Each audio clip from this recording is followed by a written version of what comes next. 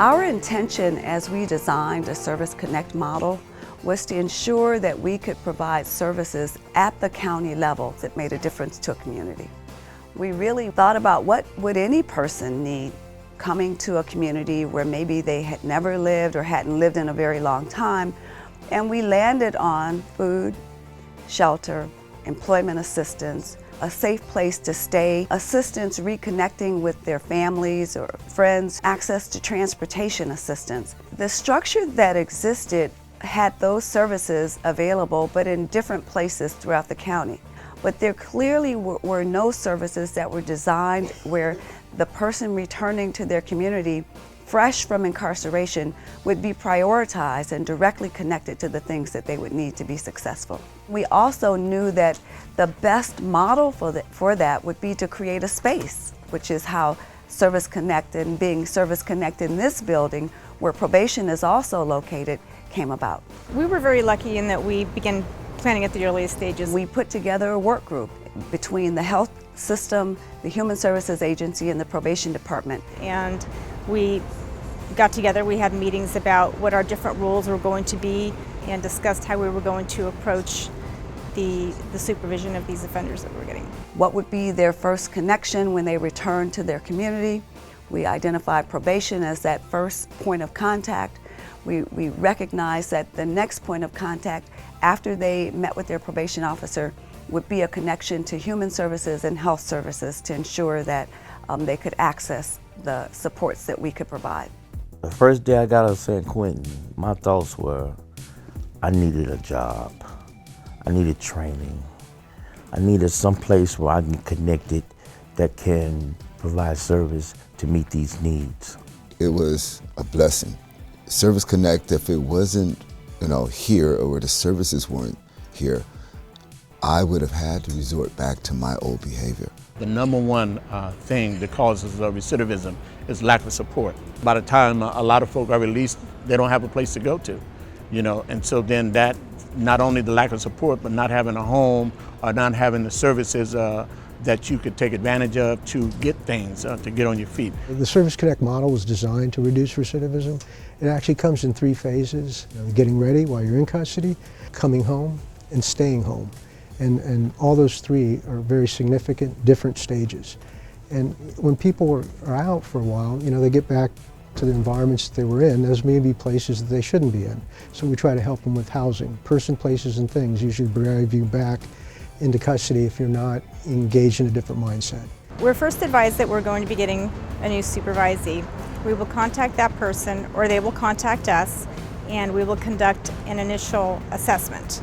And it's a risk needs assessment it's a pretty comprehensive questionnaire that we go through, and we consider their background information and various other factors. Being formerly incarcerated, I've been doing reentry work for the last 20 years. And so my role is connecting with the men while they're still incarcerated, establishing a relationship with them while they're in there, and also working with them on a reentry plan.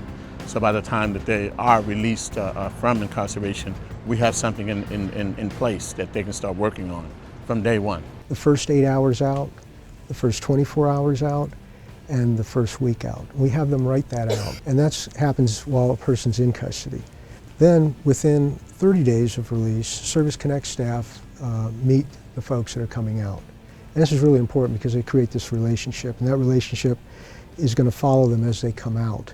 If you give them any time to go back to the communities, you may not see them again. So it's very important to meet people while they're released, and then also to continue that encouragement, where they see a familiar face. The coming home part is where we meet the person. Now they've already met Service Connect staff, so it's not like they don't know these folks.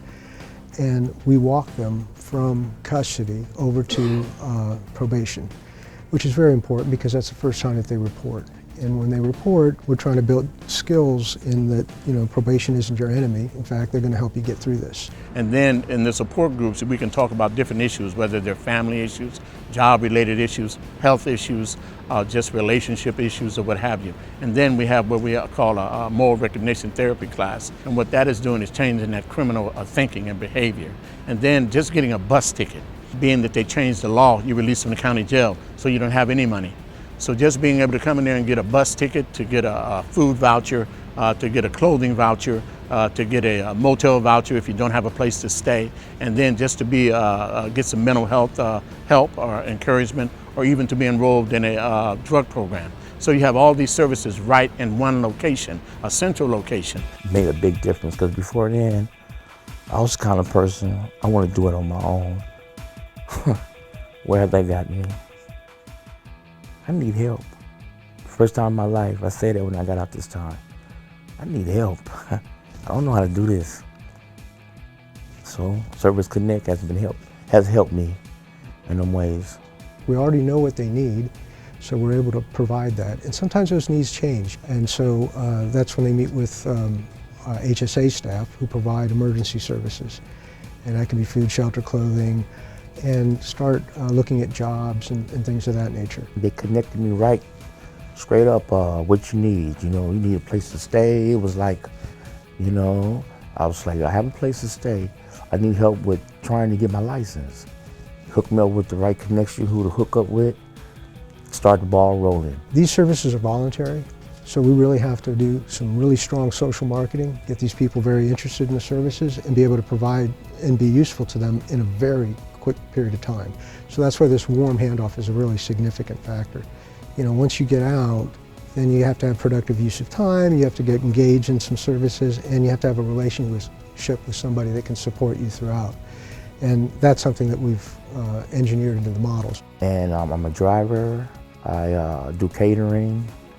I'm learning that. I'm learning more cooking skills, which I cooked, but I'm learning on a professional level now.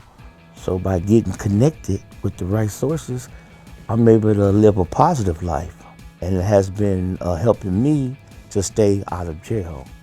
I got a temporary job. 4 months later, I got my license.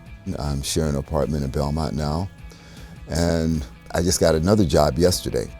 I got a full-time 40-hour job. Once you offer services that help somebody to get on their feet, where they know that they can get a helping hand, that they have a safety net, and that people care about them, and they do it in a way that they're trying to be helpful with a passion, it makes a huge difference. You'll see families reunited, you'll see people becoming productive and wholesome and vibrant citizens. Realignment's intention was to reduce recidivism, to reduce the exposure of communities to crime, to actually stabilize and enhance a community's experience as individuals return home and could become supporting active members of their community.